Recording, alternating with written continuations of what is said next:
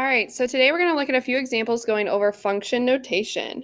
So first, a little bit of review. What is the definition of a function? So I want you to think back to yesterday when we were talking about the definition of a function, and go ahead and explain that for me now. So go ahead and do that now for me. All right, so I hope you took the time to explain the definition of a function.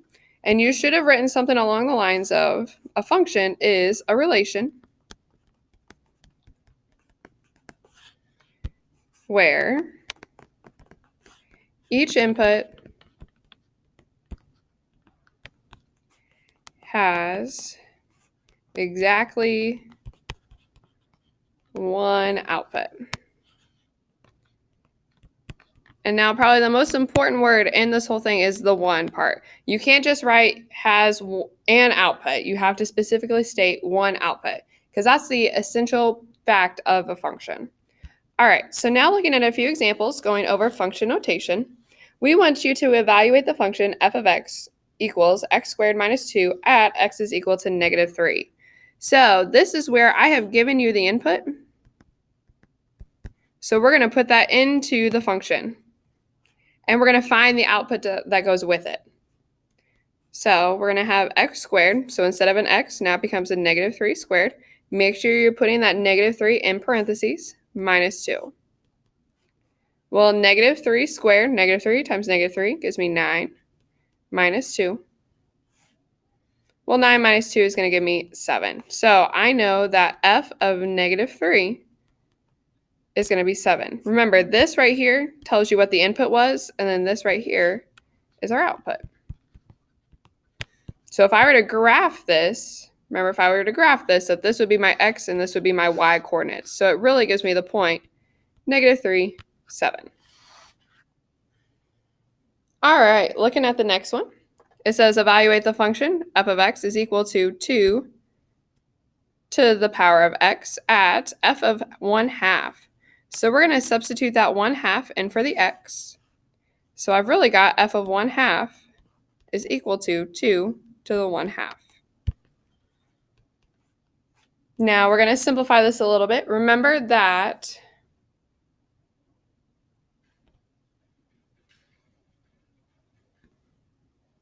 you can put this into the calculator. You also can remember your radical rules and that anything to the 1/2 is the same as the square root of 2. Well, 2 doesn't have a square root. So whenever I put that into the calculator, I'm going to get 1.41. Now, okay, so that is going to be my output. Remember, we don't always get whole numbers. Most of the time we will, but we won't always. Okay, so that's going to be my output. The 1/2 was my input. Alrighty, so now we're going to look at an actual input and output table. So I have f of x equals 3, 2 to the power of x. So remember, we always pick the same inputs just because we like to start with some standards. So it's going to be 0, 1, and 2, negative 1, and then negative 2. Those are always going to be what we're going to use for our inputs for right now. Okay, so now we're going to find the outputs that go with those.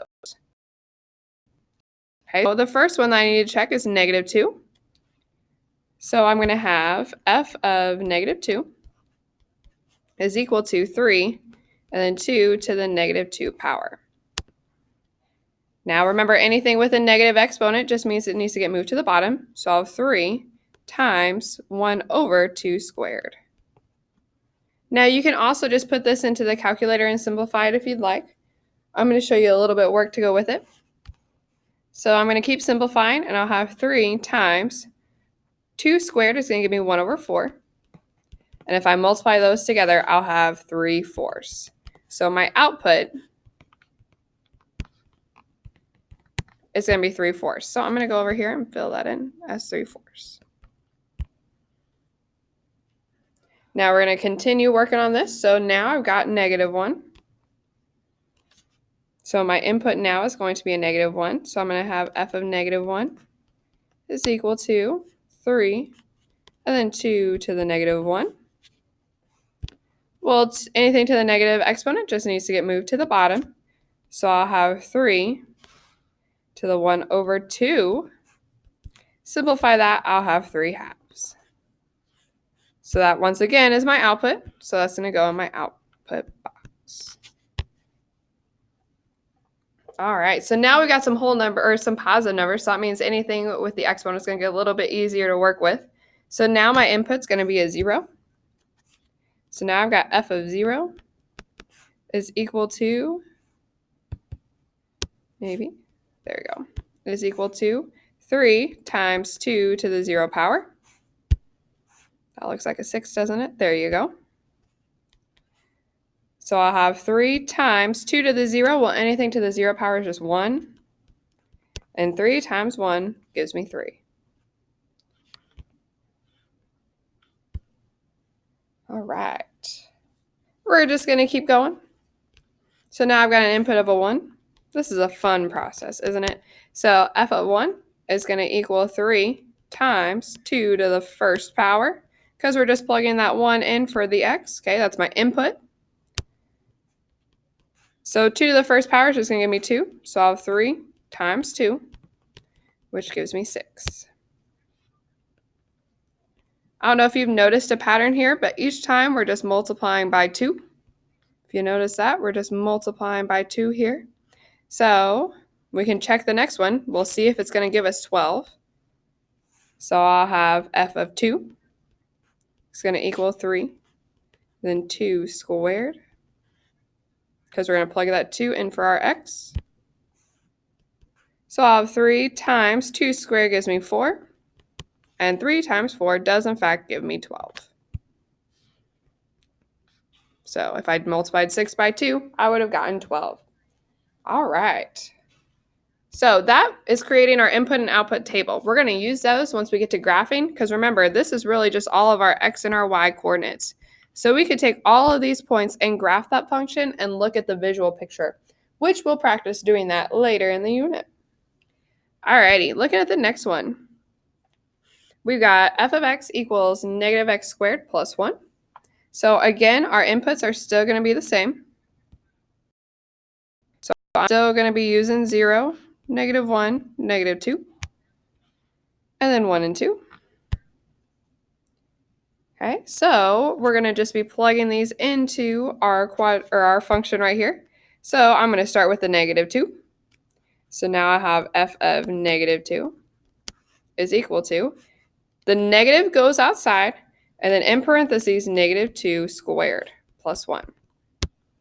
Now this can be a little bit tricky with the exponent. Remember, this is just order of operations, so we have to do anything in parentheses, but I can't simplify that, so then I have to move on to my exponents.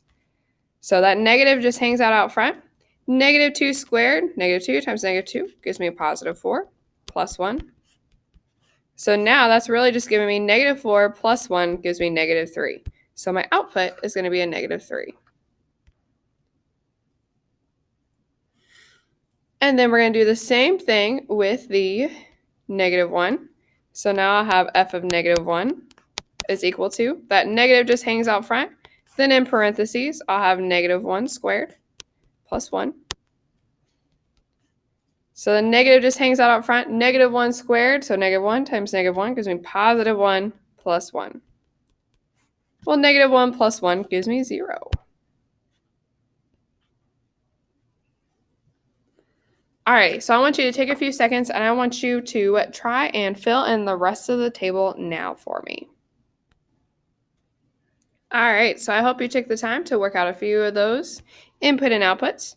So if I plugged in the 0, which I did right over here, okay, f of 0 is just going to be negative 0 squared plus 1. Well, if I simplify that, I will just get a 1.